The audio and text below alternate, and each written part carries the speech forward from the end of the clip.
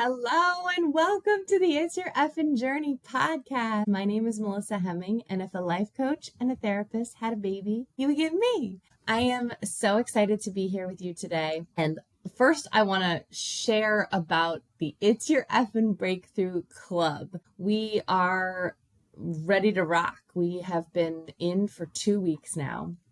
And it's been so exciting to have this space. It's been really eye-opening for me too, because I used to, as you guys may be aware of, I used to be a Beachbody coach. And what Beachbody coaches did for years and years and years is host challenge groups where we really wanted to help people to make significant change in their life. So that was, through nutrition programs and through fitness programs and through accountability. And one of the goals, at least for me in those groups, was like a high energy, excited environment where women wanted to participate and be part of it and cheer each other on and really cultivate that group of support.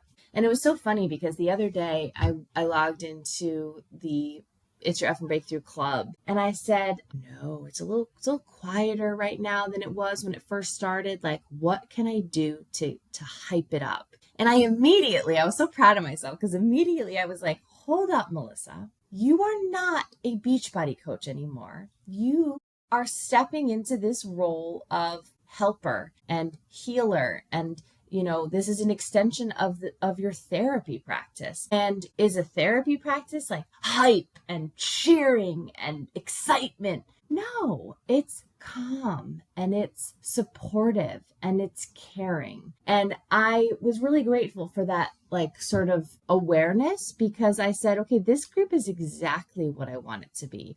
I don't need it to be something where people are coming in every day and excited and cheering, as I said, commenting and this and that. What I want is an environment where women feel comfortable sharing their feelings and things that are coming up for them when they need some clarity on something or when they need some accountability on something. That is the purpose of the It's Your Effin' Breakthrough Club. It is not a place where I feel the need that people need to go in often and frequently and with all the excitement. It's just somewhere that they can feel supported, heard, seen, and cared for. And that's exactly what it is. And that's exactly what I want to continue cultivating, is this place where you do, not that you don't want to hang out there, but that it's just this place that you can turn to. And that's what I'm really, really excited about. So actually, if you haven't joined us yet, it's never too late. It's going to be just continuously open enrollment for the club. We do a weekly set of journal prompts, and then we do a monthly group coaching call. And I'm actually going to be scheduling the group coaching call for this week. So it would be the perfect opportunity to jump in before our first call and see how this can help you in your life. But I'm super, super excited about it. I also have the It's Your Effin' Breakthrough round 4 is going to be starting October 6th. So the purpose of these programs, if you've heard me talk about this, that the breakthrough is this intensive 3-week group coaching experience. And the club is meant to support your maintaining that journaling habit moving forward. There's a bunch of people who joined just the club to see if this is a good fit for them. So there's really no right or wrong way to join. I mean, best results, I would say It's Your Effin' Breakthrough followed by enrollment in the club. But this is your fucking journey. So whatever you feel like doing, however I can support you, I'm here for it. So both links are in the show notes if you'd like to join us. And I can't wait to support you too. Journaling is helping me in so many ways. And I'm just so grateful that I have embraced this practice just like many of you have, because the clarity and just the time with myself, my thoughts and my goals is just, it changes your life. But what I wanted to talk about today was just a race recap from last week. So and you guys are going to laugh because I did the thing that pisses me off the most. And I literally wanted to stab myself in the eyeball for doing it. But I'm like, what a perfect thing to share on the podcast, because we're all works in progress, right? We are progress over perfection, works in progress, and learning from the shit that we do and trying to be better when we move forward. What else can we do in our life, right? And so last weekend, I had the Gulf Beach half marathon. So this is really fun because I haven't run the Gulf Beach half in 9 years. The first year I ran it was, I think it was 2016. That makes sense. Yeah, 9 years. And but my friend Rachel, who I ran the Marquette half in Michigan in July, she's from upstate New York, and her daughter Annalise was running her first half. They signed up for Gulf Beach. It's in Milford, Connecticut. And so, of course, I have to go and, I was like, either I'm going to support them or I'm going to run too, but I need to keep up this mileage. I'm in this like really awkward time of trying to keep up my mileage, but not really wanting to be in a training cycle because training cycles are exhausting. My Tokyo Marathon training starts at the end of October. So I'm just in this point where I'm trying to keep up mileage and not be sad about it. Like, I'm never sad about mileage. I just don't always want to do it if it's not in a plan. So like today I have run written down, no set amount. So who the hell knows? That could be 1 mile. That could be 10 miles. I guess it's just whatever I feel like doing in the moment. But so anyway, so I signed up for Gulf Beach. I was so excited. So I looked at my Athlinks just to see what I had done it in 2016, and I had crushed it. And I'm like, there's no fucking way I can run that fast now. I'm just not trained to. So that's a good reminder to anyone out there. Remember that if you have a certain goal for a certain race, you have to get real with yourself and say, are my actions supporting this goal? Am I doing the work that it takes to accomplish this goal? Because oftentimes I see people, especially when it comes to running, they're like, oh, I didn't do very well. And I'm like, okay, well, how was your training? Because training is what gets you to the point where you can accomplish your goal. So if you're like, oh, I want to run a 2:16 half, that was my time in 2016. I ran a 2:16 half. If you want to run a 2:16 half, are you putting in the work to accomplish that goal? And the answer to me is no. I'm not even putting in any work to even accomplish any goal except maintaining my mileage. So you have to adjust your expectations based upon those facts. So can I be sad about the time that I finished my half in if I didn't put the work in to accomplish that goal? No, you can't be. You can't be. So get real with yourself and say, if you have a time goal, then you get to work on accomplishing that time goal. But that takes actual effort. You're not just going to reach the goal without doing the work. So, okay. So again, my goal is always with running is to have fun, enjoy the course, enjoy the day, soak it all up. Gulf Beach half is on the water in Milford, Connecticut. And if you've been to Milford, it is adorable. It is such a cute little town. And this half is no different because it just takes you like, it's funny, like when I looked at the course map that morning, it looked like it was like a straight out and back, but it's really like a lot of like turn, but you're on the water. You're on the water in heaven. So it's amazing and beautiful. Okay. So I wasn't sure if I was going to stay down with Rachel and her daughter the night before, but ultimately I decided just to wake up early. I love sleeping with Betty. She's my adorable little puppy. I sleep with all my dogs. I'm not counting anyone out, but Betty is like my snuggler. So anyways, I decided to sleep with Betty because that always is a good night, and decided to wake up early and head down to Gulf Beach. So Gulf Beach was offering, the race start was 7 a.m., but they offered an early start for 6:30 a.m. Of course, I don't read any fucking emails, so I had no idea that, I guess you were going to be disqualified if you came in under 2 hours and 45 minutes. And I, again, wasn't sure what I was going to be doing today, if I was going to be pushing it, if I was going to feel great, if I was going to hang with my friends. I really didn't know. So they were doing the early start, so I decided to do the early start. So it's beautiful. It was like dark. It was like dark. And okay, so this is the funny story. So there's a girl from 169, and it's funny because we've been friends on Facebook for probably 10 years, I would say. It feels like 10 years. And I think I've probably sent her like 50 messages inviting her to my Beachbody groups. This is like something that is going to haunt me forever. And I literally, when I say that it's going to haunt me, I am half joking because I will never feel sad about that time of my life. I don't believe in regrets. As yucky as it is to sometimes open messages to wish someone a happy birthday and see that I fucking blasted them with message after message to invite them, it doesn't feel great. However, I believed so much in what I did. And if I invited you, it was because I wanted you there. It really came from a positive place, but it does feel yucky sometimes. So so this girl, I don't know that we ever met in person. And I've had these interactions before. I'm pretty sure I've shared them on the podcast. There have been some people in my life, particularly runners, who will give me shit because they'll you message me, but then in person you don't talk to me. But when I'm messaging them and their photo is like a dog, and then I see their face in real life, I don't know that that's them.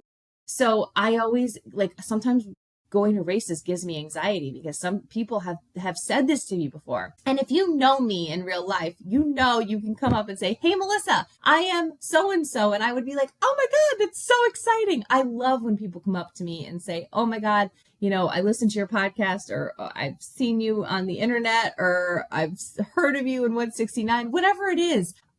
I'm always like, come fucking say hi to me. You will never feel like less than, because I never want anyone to feel less than. So anyway, so this girl comes up to me at the beginning of the race and she's like, "Hi, I'm so-and-so."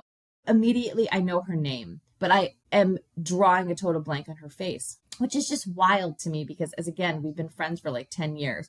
So we had a mutual friend. So we began hanging out and we began running together. And this is where I did exactly what I hate runners do. And I caught myself. I didn't catch myself to say sorry to her, which I have been meaning to message her ever since, but she's probably going to be like, "It's not a big deal. People do it all the time." But I need to mention it here because I don't like it when people do it. And I was so mad at myself for doing it. So we're running in the beginning of the race. We're running. And I had this weird feeling in my legs the week before. It was the strangest thing. It just felt like something needed to be broken up on my left thigh. And it also felt like I was walking uneven. And I know this doesn't make sense, but this is what I felt. So I sort of felt that when I started running in the half marathon. And so what do? What do I fucking do? We're running and I'm like, "Yeah, I'm just taking it easy today." Now, innocent statement, right? Except I have no idea what the girl next to me is doing or what her goals are. Maybe she is fucking busting her ass right there.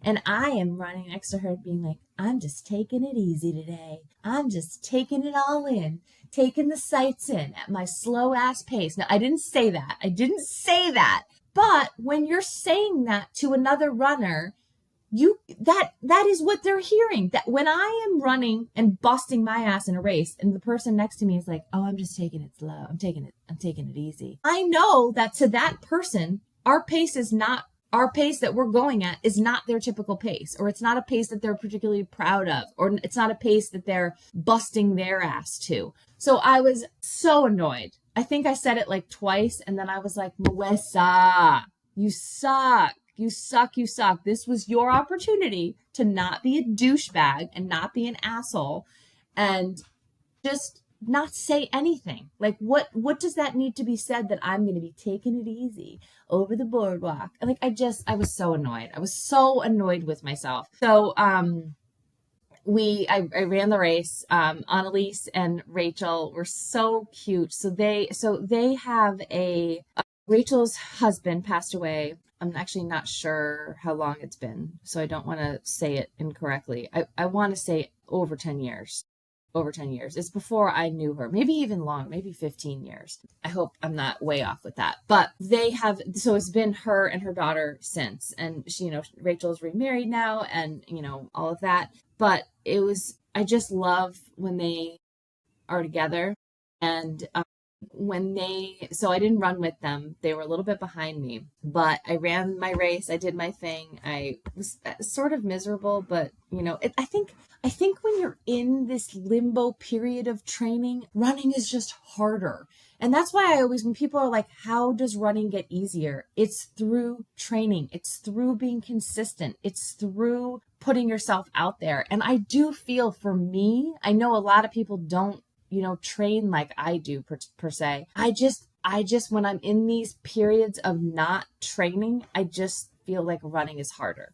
That's all I can say, is running feels harder when I'm not training. I don't know. How do you feel about that? I would love to know for runners, do you feel better when you're training? Is it harder? But that's why I always say, like, make sure that you're putting in the miles, because if you're just like right now, I'm half ready, but I'm half ready for, like, I don't want to say a shitty half, but not not crushing it. Like, I'm not out there. There hasn't been a run recently where I'm like, I'm fucking, it just feels hard right now. And maybe that's, given my mental capacity or the shit I'm going through in my personal life. It could be a multitude of things. It just feels hard right now. So anyways, I ran my race, did my thing. It's a beautiful course, whatever. I got to see them a couple points during the course. There was some like out and backs that was really fun. But watching someone accomplish their first half has got to be like one of my favorite fucking things. And it was so cool to watch them come around the corner and come over the finish line.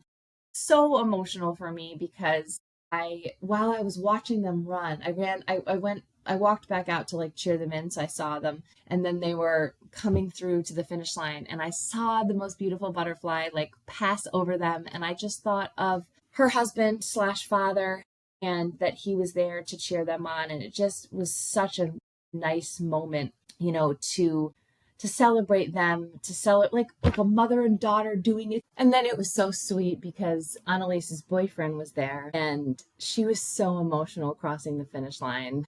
It's 13.1 is a big fucking deal. And, I know runners have a habit of like, we start out with a 5K, let's say, and we're so excited about that goal. And then, we maybe run a 10K, and then we run a half, and then we run a marathon. And,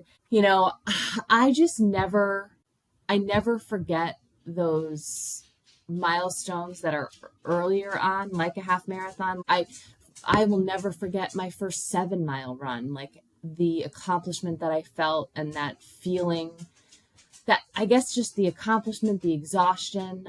And my first half marathon, I'll never forget. That was a Hartford half in 2014, pouring fucking rain. And, these milestones as a runner are so huge that, especially watching someone do a half is no easy feat. It's a really hard challenge. And just to witness someone do it for the first time, especially my friend's daughter, I had all the feels. I was so glad to be there for that moment and for that accomplishment for her. And, I can't wait for the next one. Hartford half is coming up, and I have some friends who have some goals for that and some first halves and all of that. I'm trying to convince some friends to do their first 5K, their first official 5Ks in Hartford. But I love running, and I just love what it teaches us about ourselves and about each other. And, with the fall running season coming up, like, get the fuck out there and go cheer on some races. If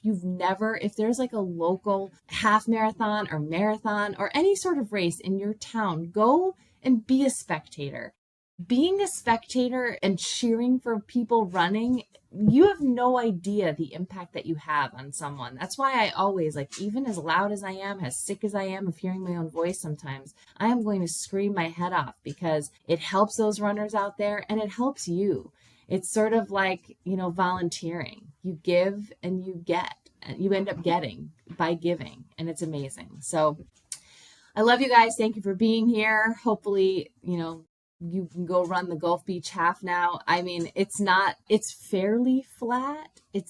There are some hills, and there are some tricky areas. Like, there's a section that you're on the boardwalk that's a little bit slippery, which is kind of cool. I mean, you have to slow down a little bit. I did, because it is a little slippery, but it's gorgeous. It's just a great run. What I loved that they did this year too was that so in the years past, like when I did it the first time, they had the coolest medals. They were like piratey, like the sort of skull pirate themed. And since then, they've gotten a little boring. And I was like, shit, like, I liked their old school medals. Well, what they did at the end was they had old medals. And if you wanted to trade in your new medal for one of their older medals, you could do that. So I ended up getting one of like the sort of old school piratey ones by training in my new one. So that was sort of cool too.